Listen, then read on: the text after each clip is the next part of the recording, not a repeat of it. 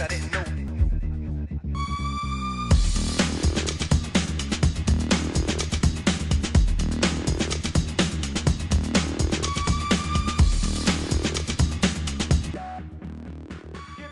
Hola, muy buenas noches, bienvenidos a un nuevo programa de Semana a Semana.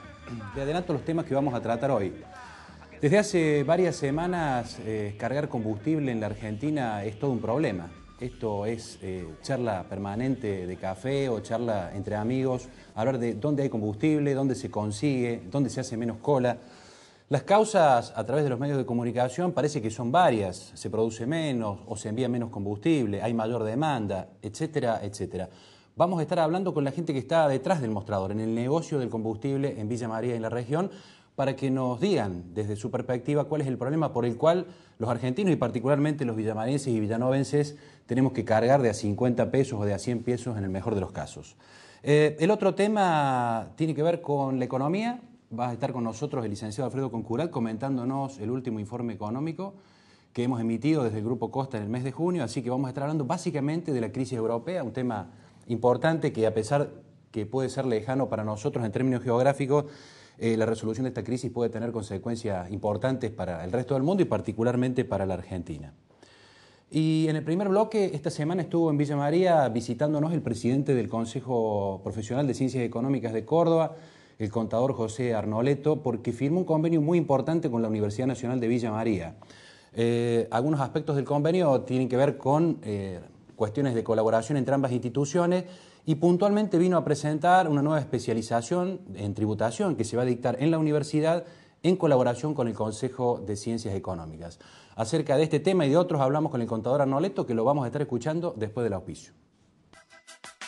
Si protege sus valores, protege a quienes más quiere. Ahora en Villa María existe una alternativa profesional y segura. VMS, punto de negocios. Alquiler de cajas de seguridad, gestión de tesorería, alquiler temporario de oficinas, gestión y asesoramiento de fondos atesorados. VMS, punto de negocios. Local 350 del Paseo, Villa María. Teléfono 4610977, 452-6835. Muy buenas noches. El objetivo es tratar de acercar dos instituciones que debieran trabajar de la mano y que no siempre lo han hecho, como son las universidades con los colegios profesionales, en nuestro caso el Consejo Profesional de Ciencias Económicas. Uno de los objetivos es poder desarrollar alguna actividad de capacitación y posgrados en conjunto entre las dos instituciones, pero el convenio va mucho más allá. Estamos trabajando para firmar también un sistema de donaciones que nuestros matriculados puedan hacer a las universidades públicas donde se hayan formado. Consideramos que una gran deuda de los profesionales en general en Argentina es la falta de reconocimiento hacia la universidad que los formó, en la gran mayoría de los casos, gratuitamente. Entonces, con este sistema de donaciones, quienes quieran donar pueden escoger de las 3 universidades nacionales que tienen sede en la provincia de Córdoba. El matriculado puede realizar una donación periódica y el Consejo actúa como un agente de recepción de esas donaciones y de entrega a las unidades académicas. Específicamente, nuestra intención y la de nuestros matriculados es que esto llegue a las facultades de Ciencias Económicas, es decir, a las unidades académicas que tengan relación con nuestra carrera. Y también el ofrecimiento de actuar para con la universidad como una provisión de recursos humanos. Cuando la universidad necesite contratar cuerpo docente, saber que nosotros podemos actuar como consejo, como órgano de difusión de esos concursos y colaborar con ellos para estar también más cercano entre lo que la facultad brinda como formación y lo que el mercado está demandando, que muchas veces es el gran defecto de los sistemas universitarios, estar divorciados la necesidad del mercado con lo que son las rigideces de los planes de estudios universitarios. Esto significa un cambio de mirada tanto de la universidad como de la institución desde el punto de vista de un mayor compromiso y vinculación hacia el futuro. en aras, digamos, de mejorar todo lo que es la formación y el desarrollo profesional de los profesionales en ciencias económicas. Tal cual, pasar de ser organizaciones básicamente centrípetas de mirarse hacia adentro a organizaciones que miran hacia afuera y que se entienden como complementarias y no como competidoras o sustitutas entre sí, ¿no? En el caso de la especialización en materia tributaria, tiene que ver con las demandas del medio en relación a los desafíos que impone la profesión de especializarse, profundizar, estudio de posgrado. Sí, básicamente la formación en la parte tributaria, en las carreras de grado, llega a ser básicamente una difusión de los distintos tributos que existen y los mecanismos básicos de liquidación. Quien lleva años de ejercicio profesional sabe que eso no alcanza y hace falta especializarse en cuestiones de procedimiento tributario, que básicamente la gran falencia en la formación del graduado en ciencias económicas en la parte tributaria son algunos desconocimientos de cuestiones procesales y, por otro lado, la actualización continua de los tributos que hacen que los conocimientos que uno haya obtenido en la facultad unos años atrás quedan obsoletos en poquísimo tiempo. Esto tiene que ver o se enmarca dentro de todo un proyecto o un objetivo de capacitación que tiene el Consejo que va más allá de este acuerdo con la universidad o con las universidades puntualmente y que está relacionado con la capacitación permanente de sus matriculados. Sí, nosotros creemos que nuestro profesional en ciencias económicas tiene que agregar valor al empresario para el cual trabaja o a la entidad intermedia para la cual trabaja. Y eso muchas veces, cuando el profesional no se capacita y no se actualiza, ese agregado de valor se va perdiendo. Y el profesional en ciencias económicas termina siendo alguien que acompaña en el cumplimiento de normativa legal a la empresa. Y eso hace que muchas veces el empresario o el cliente no valora el trabajo profesional porque considera que no le está agregando valor. Entonces, decimos, ¿qué podemos hacer desde nuestra institución profesional? Pues brindémosle las herramientas para que ese agregado de valor se pueda lograr y sea cada vez mayor. Esto significa potenciar las capacidades del profesional, ¿no? Con las capacidades que surge básicamente de la universidad y que después se va desarrollando en la práctica. Tal cual, la universidad tiene recursos humanos capacitados, tiene estructura áulica, tiene estructura y método de investigación y docente. Nosotros conocemos las demandas del mercado, tenemos también y contamos con especialistas para el dictado de determinados temas. Entonces, potenciar, digamos, valga la redundancia, las potencialidades de ambas instituciones, tiene que servirle al medio y tiene que servirle a los profesionales. Esto es un desafío, ayornarse a los nuevos desafíos de los nuevos tiempos, ¿no? El permanente cambio, la necesidad de tener información, apoyar vía institucional a quienes están desarrollando la profesión. Tal cual. Trabajar en los nuevos temas que hoy el empresario necesita. Por ejemplo, antes el sector agropecuario era producir y entregar en el acopiador. Hoy necesita manejar conceptos de futuros, opciones, trabajos de costos mucho más finos que años atrás no eran demandados. El que trabaja en la construcción, antes poner un ladrillo sobre otro daba rentabilidad, sea el lugar donde fuera. Hoy todos los proyectos de inversión son mucho más sofisticados y requieren un profesional también sofisticado y capacitado y preparado para eso. Más allá de lo que está ofreciendo el Consejo en esta materia, ¿cuáles son las mayores demandas que observa la institución, sobre todo de los jóvenes profesionales que se van incorporando al mercado, que son muchos y que desde distintos ámbitos de la provincia, porque hay facultades en las 3 ciudades más importantes de la ciudad? ¿Cuáles son las mayores demandas que están percibiendo la institución? La demanda inicial del joven matriculado va hacia las cuestiones periciales y de apoyo en la justicia, anotarse en las listas de peritos, en las listas de síndicos, pues ahí hay un trabajo que le llega por un simple sorteo. Por supuesto, en las ciudades grandes más complejo es insertarse para el joven profesional, pues ya se encuentra con un mercado profesional maduro. Las empresas existentes ya tienen sus asesores y la competencia o la incorporación de este nuevo graduado o es en base a precio o es en base a nueva demanda de nuevas empresas que se crean. Sí vemos en el joven matriculado que tiene ciertas potencialidades que por ahí no lo tienen los más antiguos, en el manejo de sistemas de información computarizado, en el manejo de las herramientas contables de normas internacionales, que por ahí quienes estudiaron ciencias económicas décadas atrás se estudiaba solamente en base a las normas contables locales. Las empresas que de ser empresas familiares o unipersonales pasan a ser sociedades anónimas o SRL, tienen las demandas de estados contables, flujos de fondo a presentar en instituciones financieras, así que de la demanda tradicional de lo meramente tributario y laboral, hoy vemos un mercado mucho más amplio.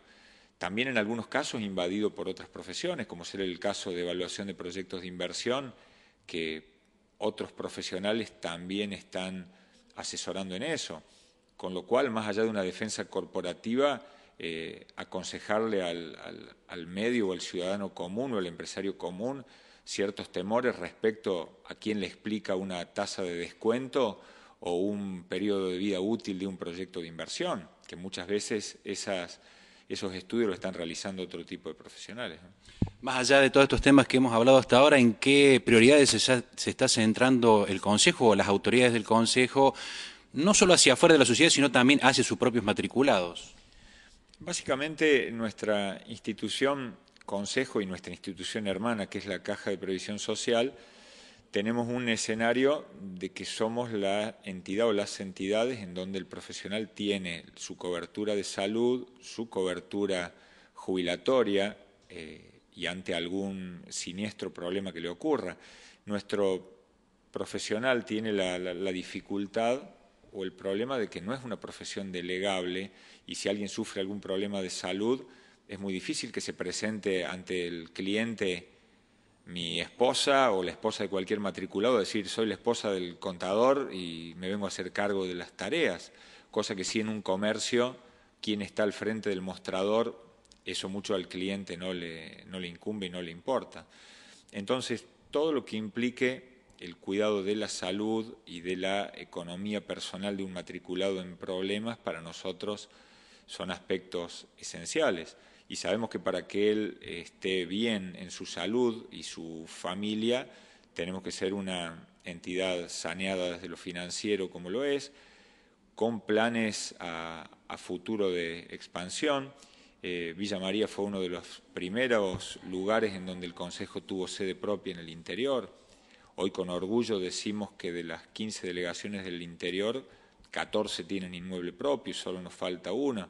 Entonces, tratar de devolverle al matriculado, al colega, una institución que le brinde servicios, que le brinde apoyo en lo que es el área técnica y en todas las cuestiones sociales y recreativas. Creemos que donde más han perdido las profesiones en los últimos años, toda la sociedad ha perdido calidad de vida. Y a nosotros nos gustaría que no solamente estemos hablando con los colegas de cómo trabajar más o mejor, sino también de cómo disfrutar un poco más y tener mejor calidad de vida con la familia. Muy bien, no sé si quiere agregar algo más, contador. No, simplemente agradecerle el tiempo al aire de esto, no el apoyo que sabemos que recibimos de su programa y de la comunidad en general al desarrollo de nuestra institución y ponernos a disposición de la comunidad por lo que necesiten. Nuestro Consejo tiene las puertas abiertas para ello. Muy bien, muchas gracias, buenas noches. Al contrario, gracias a usted. La escasez de combustible es uno de los temas centrales en la Argentina de hoy, tema que tiene que ver con la economía, tiene que ver con la producción y a todos quien más que menos nos interesa, ya sea como consumidores o como productores. Después del auspicio vamos a estar hablando con nuestros invitados de la problemática del sector. Auspicia este bloque Laboratorios Labimar. Más de 50 años produciendo calidad en medicamentos. www.labimar.com.ar. Me acompañan en la mesa el contador Gabriel Recio de GNC Villa María Sociedad Anónima y Daniel Caón de Valentín Caón, empresarios vinculados al sector de los combustibles. ¿Cómo les va? Buenas noches. Buenas noches. ¿Qué tal? Daniel, viene complicado el tema combustible. Para los que leemos los diarios todos los días, es noticia todos los días. ¿Es tan así que las causas tienen que ver con lo que sale en los diarios? ¿Menor producción, más demanda? ¿Cómo lo ven ustedes? Y habría que analizarlo desde dos esferas. Una, los problemas estructurales, y a esos problemas estructurales se les suman algunos problemas coyunturales que lo agravan. Cuando hablamos de problemas estructurales nos referimos a que hay un mercado de precios controlados actualmente y eso hace que las empresas que están en el sector no inviertan en exploración, en destilación, entonces eso impacta en el mercado. Algunos números: en el año 2000 Argentina producía 12.000 millones de metros cúbicos de diésel, consumía 10, ¿sí? Es decir, podíamos exportar 2.000 millones de metros cúbicos. En la actualidad, el mercado del diésel es de 17.000 millones de metros cúbicos y producimos 13.000 millones de metros cúbicos. Con lo cual, el resto hay que importarlo a valores internacionales. Hoy con un crudo de $100 y perspectivas de que siga subiendo, hace que sea un cóctel complejo para seguir regulando la cuestión precios. Con lo cual los actores, Petrobras, Shell, ESO, YPF, no tienen ninguna intención de achicar esa brecha que se genera entre la demanda y la oferta. Esas son cuestiones estructurales. Con lo cual, durante todo este tiempo, todos conocemos el crecimiento que ha tenido la economía del país, el crecimiento del parque automotor. En los últimos 8 años se duplicó el parque automotor. Entonces, bueno, esas serían las cuestiones estructurales, ¿sí? La matriz energética en general está complicada. Hay parte del diésel que se está derivando del consumo vehicular a la producción de energía. Entonces, esas son cuestiones coyunturales que agravan las estructurales, ¿sí? Y bueno, todos conocemos que hubo paros en el sur de trabajadores del sector. Ahora ESO e YPF anunciaron las paradas técnicas de sus plantas. Entonces, bueno, hace prever de que estas cuestiones coyunturales sumadas a las estructurales que hablamos anteriormente hacen que se evidencie o se agrave la circunstancia que ya viene de hace varios años. No es la primera vez que nos sentamos en esta mesa a charlar de la problemática del faltante de combustible. Es un problema realmente porque, en definitiva, más allá de que los problemas los tiene ESO, YPF, Shell, Petrobras, los que ponen la cara son los estacioneros, los que tienen el conflicto con la gente y la demanda que no pueden responder. Sí, lamentablemente nosotros somos, en esta cadena de comercialización, somos los que menos tenemos poder de decisión, ¿no es cierto? Es decir, lo que nos mandan, vendemos, pero no está en nosotros decir vamos a racionar o vamos a hacer esto, vamos a hacer aquello. Simplemente lo que recibimos es lo que podemos poner a la venta. Y muchas veces nosotros entendemos al consumidor que se enoja, que se pone nervioso, pero es realmente nosotros no tenemos ningún tipo de otra opción que hacer este tipo de política y decir, bueno, vamos dando por cupo o como sea, porque si no, es decir, al segundo día que llega un cambio ya nos quedamos sin. Y el problema yo creo que va a ser mayor también, ¿no? Estas causas que aducía Daniel, ¿compartís vos en cuanto a las causas que tienen que ver con lo estructural y también con lo coyuntural? Sí, totalmente. Es decir, esto no es solamente una marca o una política de una empresa. Esto es general. El problema energético, como decía Daniel, es evidente y si bien hoy es como que está en boga de todo, pero esto hace rato ya que está pasando. Lo vemos con el gas, lo vemos con el caso del petróleo, con la electricidad, con todo. Es decir, yo creo que el sistema energético de la Argentina tiene un problema muy serio y la variable de ajuste siempre son lo que tenemos a nuestro alcance. Entonces hoy las calderas, por ejemplo, muchas veces, ¿qué hacen? Dejan el gas y usan fuel oil o usan gasoil, es decir, la alternativa más rápida es el combustible líquido. Pero, ¿cuál es el problema? Que nuestros proveedores también nos están dejando sin ese producto a nosotros, ¿no? Ahora, el tema es complejo y es grave cuando hablamos de cuestiones estructurales, porque estas no se solucionan con una medida transitoria. No estamos hablando de mayores inversiones, explotación o mayores importaciones. O sea, digamos, más allá de que alguna cuestión de corto plazo se solucione, estamos con un problema grave hacia el futuro. Muy grave, muy grave. La única variable de ajuste mediata, por así decirlo, pero que dudo que el gobierno quiera asumir el costo político, sería liberar el precio del combustible, con lo cual se podría importar la brecha que tenemos actualmente en el mercado interno. Pero cuando hablamos de liberar los precios o la brecha del combustible, estamos hablando de una nafta a un €1.50, €1.60, es decir, estamos hablando de 9 pesos y pico, y un diésel que ronde los 7 pesos, ¿sí? Entonces, Ahí se regularía por consumo, digamos. Se regularía por consumo y se regularía porque Shell eso podrían importar, YPF le convendría importar y se volvería a ser un sector rentable y a manejarse por las leyes de la oferta y la demanda. Sería una opción más para menguar esta problemática, pero no es la problemática de fondo. Acá el problema de fondo está, y si no se toma una política de inversión seria y que sea a largo plazo, porque tampoco las inversiones es de un día para otro, y el problema va a estar. Es decir, y muchas veces sabemos que el precio, si bien es como que calma todo este problema que hay, pero a la larga va a seguir estando. ¿Por qué? Porque los precios se van a disparar, la economía se va a adecuar a esos nuevos precios, con los costos que eso significa en todo, pero el problema de fondo está. Y si hoy estamos en esta situación es porque muchas veces se hizo la política de ajuste de precios para tratar de nivelar o de calmar el mercado y la consecuencia la vemos. Tarde o temprano, al no haber inversión, el problema está y se evidencia claramente, ¿no? Es decir, esta es consecuencia de medidas que se fueron tomando en estos últimos años. No es una medida coyuntural, sino que, digamos, una política que ha llevado a menos inversiones y, por supuesto, es un sector que no reacciona tan rápidamente como otro. Ponerse a explorar o producir combustible no es tan sencillo. Claro, el tiempo de maduración que tienen las inversiones. Pero los primeros signos ya los vimos con la retirada de las grandes empresas del mercado local. Eso... Shell concretamente hizo una venta masiva de sus activos. Petrobras mismo. Petrobras. Su empresa. Y eso está claro porque veían que no eran cuestiones coyunturales y que hay cuestiones muy profundas que el gobierno se niega a verlas.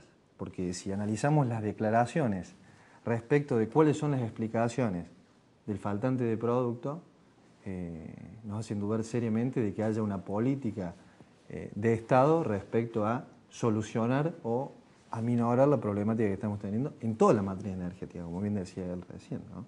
Sí, porque esto tiene que ver con la energía eléctrica, por ejemplo, que dejamos de producir vía hidroeléctrica y hacemos vía combustible, entonces reemplazamos, es la sábana corta, digamos, cuando tiramos un lado destapamos el otro.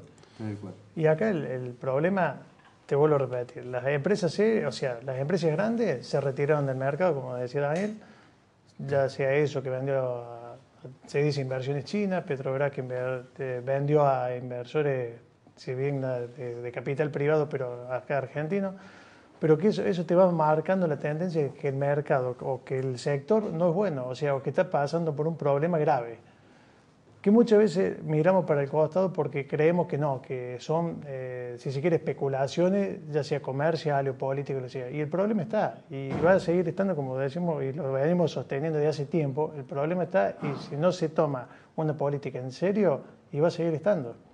Llámese como se llame el gobierno de turno, acá la inversión hay que hacerla, pero hacerla en serio. Y esto no es de un día para otro, ¿no? Son sectores que exigen políticas que exceden los términos claro, eleccionarios, por así llamarlo. Entonces se vuelve complejo que alguien tome la decisión y el costo político de llevarlo adelante. Por otro lado, bajado a un plano local y charlando un poquito ya de la problemática diaria, es importante que aclaremos. A veces uno escucha el enojo del cliente y en una de los argumentos o de las preguntas si tiene que ver con una cuestión de que el estacionero está guardando el combustible por un aumento del precio. Es una variable que tenemos que descartarla y comentar un poquito que los precios son manejados por la compañía. En nuestro caso hasta los stocks son regulados por la compañía, con lo cual la variable de ajuste del estacionero es nula, ¿sí? Y es un sector que ha expulsado a empresarios en los últimos tiempos en una manera muy importante debido a esto, que él recién mencionaba de las pocas variables de ajuste que tenemos. No hay.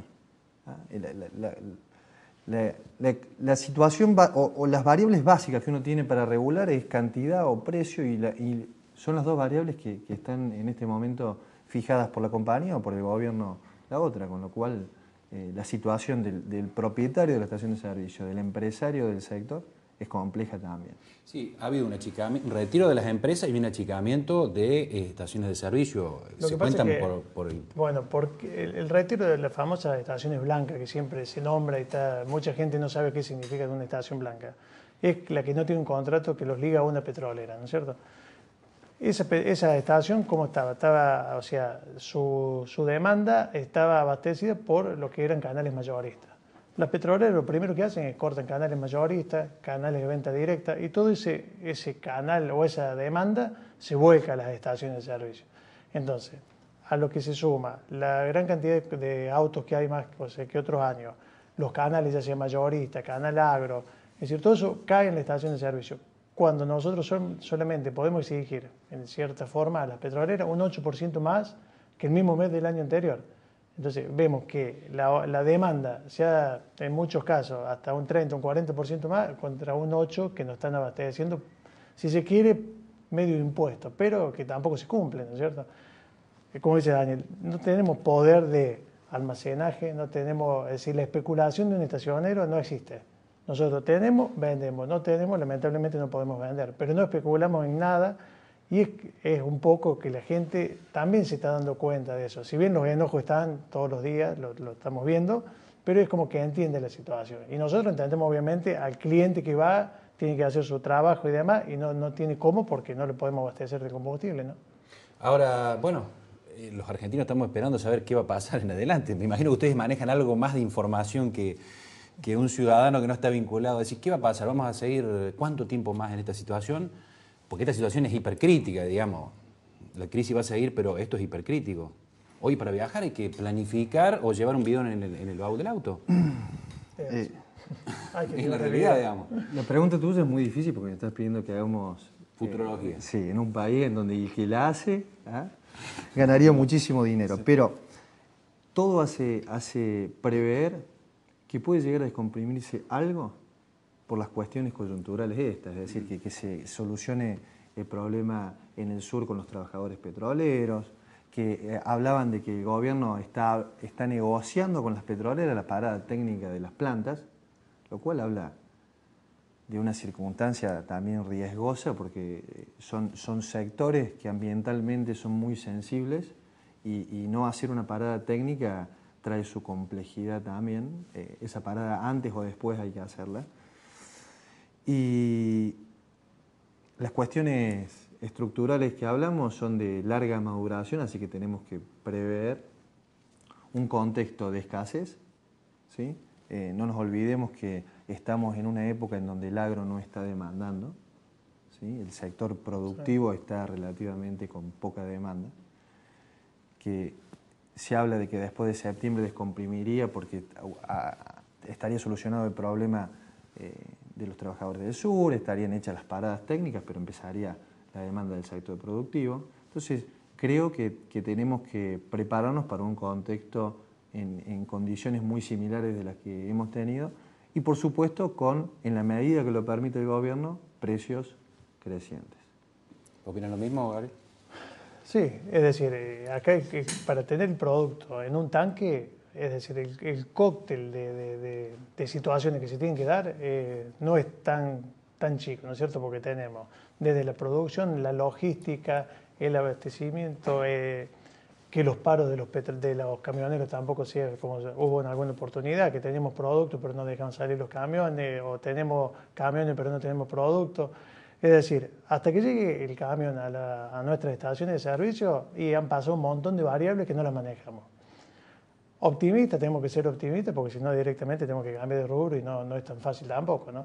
Pero todo lo que se haga para solucionar este problema sabemos que son parches, que no hay nada hecho de fondo por el momento. Hasta que no se tome, como decimos recién, carta en el asunto de decir, bueno, vamos a hacer cosas de fondo y el problema va a estar existiendo siempre. Hoy por una cuestión del sur, mañana por una cuestión del agro, pasó por una cuestión del transporte. Pero el problema está. Y si no lo toman en serio, iba a seguir estando. Llámese quien llame, el que sea el que maneje esto, ¿no es cierto? Pero el problema está. Hay que agarrar y ponerse, o sea, se tienen que sentar los que manejan este sector, que no somos nosotros, y bueno, y decir, bueno, vamos a darle una solución. Y dejar de tirarle el problema al que viene. Lo que pasa es que la solución es precio, básicamente. Es decir, me parece que es una cuestión política. Convertir un sector de la economía en rentable e interesante para inversores que estén a la altura de las circunstancias. Pero el precio, te vuelvo a repetir, el precio lo podés manejar y hoy liberás el precio. Por más que liberes el precio no tenés producto. Entonces, No, ¿cómo? está bien, pero eso permitiría que actores de la envergadura que hacen falta como para desarrollar destilerías, hacer las perforaciones necesarias, empiecen a interesarse de nuevo en el sector y tengamos los niveles de exploración que son necesarios, destilación, innovación. Sin duda, pero innovación. lo que sí también tienen que tener esa política de inversión y de precios que hoy pueden llegar a decir, bueno, sí, vamos a liberar el precio, que sea en el tiempo también perdurable, porque cuántas veces se han prometido cosas que después vieron que era Claro, por supuesto. antipopular, para decir algo, y las empresas que estuvieron en la Argentina, la ESO, por ejemplo, con una trayectoria de cuántos años hay en la Argentina, Petrobras mismo, del año 2000, invirtiendo, capacitando, y ven que las políticas de Estado son totalmente contrarias a lo que hace a una empresa, si se quiere, comercial, liberal y lo que sea, ¿no es cierto? Entonces llega un punto que dice, bueno, hasta acá llegamos y se retiran del mercado, hasta aún perdiendo plata en la venta de sus activos, ¿no? Pero ellos dicen, nos retiramos y por lo menos vamos a un lugar más serio. Hoy acá sabemos que no hay seriedad en las políticas que se están tomando. No hay un marco institucional, legal adecuado para este tipo de cuestiones. Cuestiones que son hasta irrisorias, ¿no? Recientemente la provincia de Jujuy y Catamarca judicializaron, pidieron, uno a la Corte Suprema de Justicia, el otro a la Justicia Federal, para que garanticen el abastecimiento. Es decir, hay como una miopía en la observación de cuáles son los problemas o las causas de la situación que estamos viviendo. Porque es como si un juez, al decir, señores, abastezcan combustible... No se puede sacar donde no hay, digamos. ¿Sí? Sí, además en el dinero se pueden hacer bonos cuando falta. En el combustible... Por eso te digo que no es solamente el precio. Hay un montón de variables. El precio sería una variable más como para apagar un poco este fuego intenso que hay. Pero la llama sigue estando. Entonces el problema está latente en cualquier momento. Les agradezco mucho los conceptos y esperemos que la situación mejore para todos, ¿no? Para la gente que está en el sector y para los consumidores y productores. Gracias. Gracias. Vamos. Nosotros vamos al corte. Cuando regresemos estamos en el último bloque, hablando de la crisis europea. Ya volvemos. Hola Alfredo, buenas noches. ¿Qué tal? Buenas. Bueno, el informe tiene tres partes, ¿no? La parte, como siempre, internacional, nacional y de sectores. Sí. Quizás lo más jugoso, o más allá de que parece lejano para nosotros, tiene que ver con lo internacional, lo que está pasando en Europa, también en Estados Unidos, porque hay noticias en Estados Unidos terribles. Parece que las calificadoras quieren empezar a calificar a Estados Unidos, o quieren bajarle la nota, digamos, a Estados Unidos. Sería algo inverosímil, ¿no? Pensar que a Estados Unidos le van a bajar la nota, que son los títulos públicos menos riesgosos del mundo. Digamos, Estados Unidos tiene calificación máxima, AAA, y están discutiendo ahora porque, bueno, aparentemente con este tema de que no le renuevan el descubierto a Obama, se iría a menos. Se iría, bueno, a AA en principio, pero eso sería la punta del iceberg, ¿no? El temor es a que esto siga empeorando, avanzando y lleguemos a un default de Estados Unidos. Eso sería algo ya realmente grave. Muy complicado. De todas maneras, lo que sí está complicado son algunos países europeos, Grecia, lo venimos hablando desde el año pasado, pero a mí me da la sensación, no sé si vos opinás lo mismo, que estamos en momentos ya culminantes.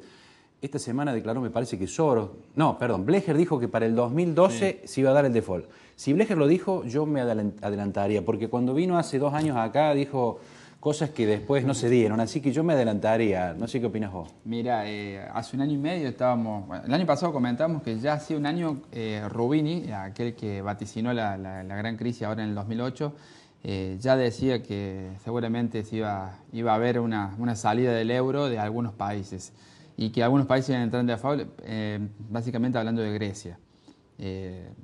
Lo dice Rubini, ¿no? Uno de los analistas más importantes del mundo. Creo que está complicado Europa. El año pasado lo recalcamos mucho aquí. El efecto dominó es lo que más preocupa porque que se vaya Grecia o que se vaya Irlanda, de última, no representan gran cosa. El tema es que los agentes económicos van absorbiendo eso, luego cae Portugal, ahora atacan a España, luego Italia y ya queda nada más que Alemania y Francia, no más allá arriba. Bueno, Italia y España, que son dos economías medianas, digamos, de Europa, ya están con problemas de calificación, con problemas de riesgo, le han elevado el riesgo país, caída de bolsa. Sobre todo Italia, te diría más. El hecho de España tiene una crisis económica muy, muy fuerte, donde tiene un desempleo histórico de más del 20%, y España siempre se mantuvo por el turismo y por la construcción. Al frenarse básicamente el aparato, todo lo que es construcción, entró en esa crisis. Pero no tiene una deuda tan profunda como Italia. Italia es el país que más debe en Europa, 120% de su PBI. O sea, Grecia tiene un porcentaje más alto, pero el PBI de Grecia es muy pequeño. Creo que el gran temor es Italia. Si cae Italia, ahí eso ya sería algo grave para las demás potencias, ¿no? Esto escuchaba también esta semana, Italia tomó decisiones de comenzar a privatizar. Sí.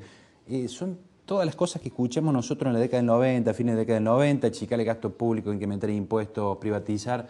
Es como la crónica de un final anunciado. Sí. Por lo menos son las mismas medidas en una situación muy similar, digamos, a lo que pasó en la Argentina, porque son países atados a una moneda que ha quedado cara para ellos. Más allá de que tiene matices diferentes, digamos, es muy similar. Sí, las entidades financieras van a por todo. Dice que, irónicamente, decía en Grecia le va a quedar solamente una réplica del Partenón, no más. Sí, hay propuestas de privatizar las islas de Grecia, en Italia para privatizar monumentos históricos.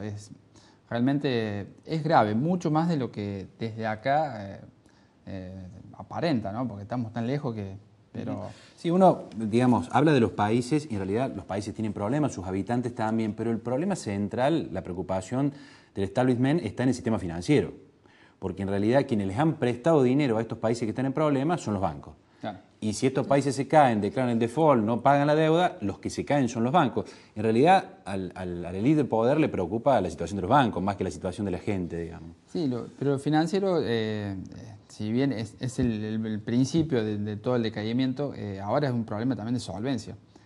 Como no tienen competitividad estos países, al lado de Francia o de Alemania principalmente, que es la locomotora de Europa, es imposible que paguen la deuda que tienen. O sea, le van a prestar, ya lo hemos dicho, le van a seguir prestando, lo van a querer salvar, pero es un peso muy grande. No creo que puedan llevarlo. No, es imposible que Grecia o el mismo Portugal, que no tienen una productividad casi nula al lado de Alemania, mantengan ese tipo de cambio. No tienen política monetaria.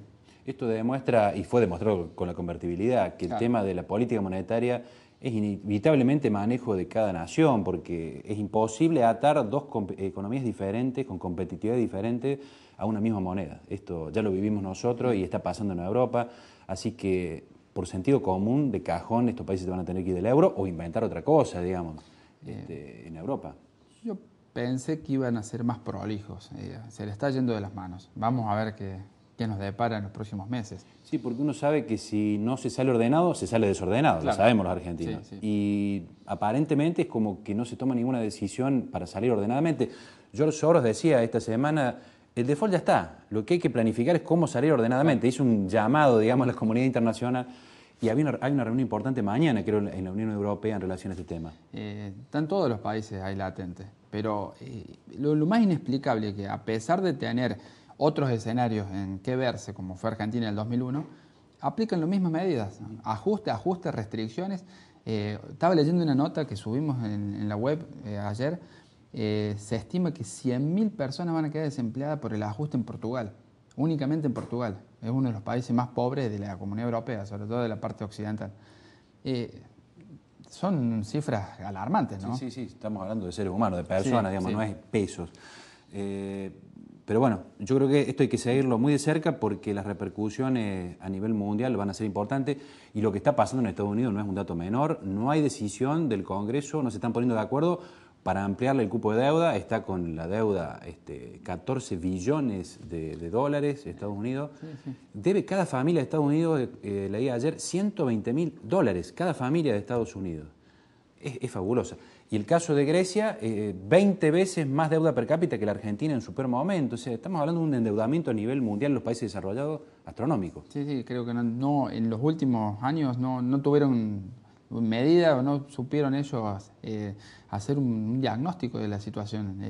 O no les importó a algunos. O no les importó a los que estaban prestando sabiendo que había mucho dinero por medio. El caso de Estados Unidos tiene casi el 100% de su PBI en deuda. O sea, estamos hablando de cifras astronómicas. Pocos países a la par de Estados Unidos. Vamos a hablar de Italia, Grecia. Muy pocos países tienen semejante deuda. Y lo peor de todo es que no tienen crecimiento. O sea, un crecimiento muy magro. Y eso alarma más todavía, ¿no? Porque Si le damos política de ajuste, ¿no? Nosotros desde los países emergentes, y en el caso de la Argentina, seguimos, más allá de problemas coyunturales o estructurales, como hablábamos recién con la gente de combustible, de energía, seguimos en un mundo hasta ahora muy lindo, digamos, con commodities altos, tenemos superávit en las cuentas, no tan holgados como antes, pero todavía más o menos a raya. Pero bueno, lo que pasa en los países centrales, si el mundo entra en recesión, va a impactar en los commodities, va a impactar en los países también periféricos. Argentina tiene la suerte, coyunturalmente, ¿no? Circunstancialmente se da en este momento, en esta época, de que sus exportaciones son commodities, como bien dijiste, que han subido históricamente un precio ahora muy valioso en el mundo, y que nuestra demanda internacional depende mucho también de los países asiáticos, que no están involucrados en esta profunda crisis que tiene Estados Unidos y Europa. Pero concuerdo con los análisis también que se hacen de que por ahí estructuralmente debiéramos estar ocupándonos de algunos problemas que ya se empiezan a notar y que probablemente tengan mayores consecuencias futuras, ¿no? Hablando de la Argentina, sigue siendo el tema prioritario de la inflación. Sí, por lo menos tema de discusión entre los analistas y algunos políticos, porque en realidad le están preguntando a los candidatos qué va a pasar en el 2012 o qué piensan hacer en relación a este tema. Sigue siendo el principal motivo de preocupación. Sí, la inflación es lo que pasa, que es lo que más duele, ¿no? A la familia le duele que no le alcance para los bienes, ¿no?, básicos, y al empresario la productividad. Creo que también hay otros problemas con el tema energético, ¿no? Es algo estructural que debiéramos ocuparnos. El tema de inflación, la verdad que en algún momento le van a tener que poner un freno, ¿no? Porque, bueno, lo habíamos dicho el año pasado, este año con el tema eleccionario, evidentemente que esto iba a seguir corriendo. Después de octubre, gane quien gane, creo que va a haber alguna medida, ¿no? De todas maneras, hay algunos indicios de que habría un pequeño enfriamiento, que ya la inflación, como consecuencia de algunos datos de menor consumo en algunos sectores. Bueno, vamos a ver, estos meses me parece que van a ser importantes. Yo creo que no viene por medidas del gobierno, sino porque la inflación le está ganando el poder adquisitivo a mucha gente. Pasa que la inflación nuestra es nacional y también importada, que es la que tiene todo el mundo. Entonces se juntan esos dos complementos y hace que la nuestra sea mucho más potente. Yo creo que hay un trade-off, ¿no? O sea, está su pro y su contra. Yo lo explico de esta manera.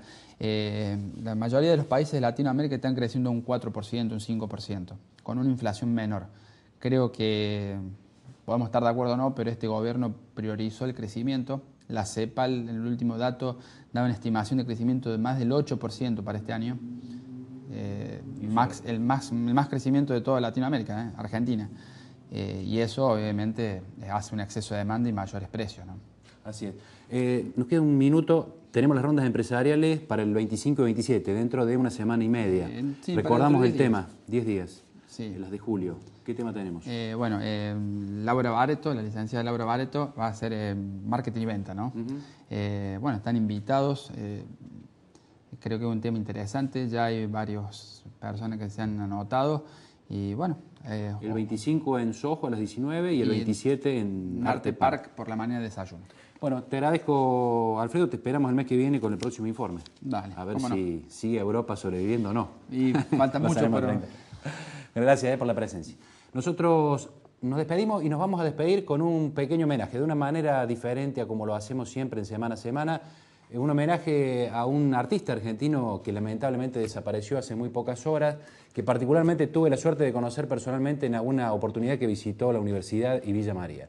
Un recuerdo importante para Facundo Cabral, un hombre que hablaba de paz y que era un cantautor importante en la Argentina. Así que nos vamos con una de sus canciones más conocidas, un pequeño homenaje que le hacemos a un importante hombre de la cultura de nuestro país. Nos vemos la semana que viene. Me gusta el sol, Alicia, y las balonas, el buen cigarro y la guitarra española, saltar paredes y abrir las ventanas, y cuando llora una mujer, me gusta el vino tanto como las flores y los conejos y los viejos pastores, el pan casero y la voz de Dolores y el mar mojándome los pies. Ahí vamos. Revista Claves. Negocios, análisis y actualidad.